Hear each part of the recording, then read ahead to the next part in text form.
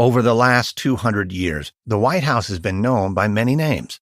The President's House, the Executive Mansion, the President's Palace. And ever since its first occupants, John and Abigail Adams, moved in the year 1800, the White House has been synonymous with presidential power and American democracy. Its walls have been witness to dramatic scenes from our country's history, political clashes, closed-door meetings, and fateful decisions that have changed the nation. In the hidden history of the White House, we invite you to imagine yourself in the halls of power, eavesdropping on some of the country's pivotal moments. And your guide on this journey is our first guest, Corey Mead. He's an associate professor of English at the City University of New York and is the author of The Hidden History of the White House as well as 3 previous books.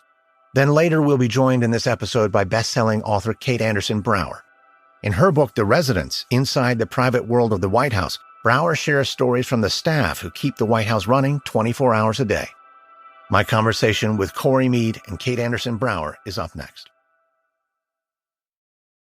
Corey Mead, welcome to American History Tellers. Thanks so much for having me. You know, I have never been to the White House, but I imagine after writing a book about the White House that you might have been. Have you visited? I first visited the White House when I was 13 years old, and what struck me about that visit was the fact of actually being able to go inside in the first place.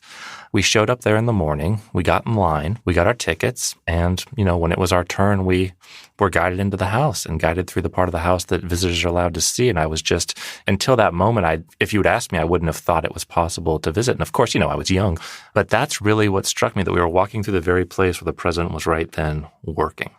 And during the tour, if you remember all those years ago, were you told any of the stories that you found in the book? The one story I remember from the tour was about Dolly Madison saving a famous Gilbert Stuart portrait of George Washington, and that ended up being part of the lead-off chapter in the book.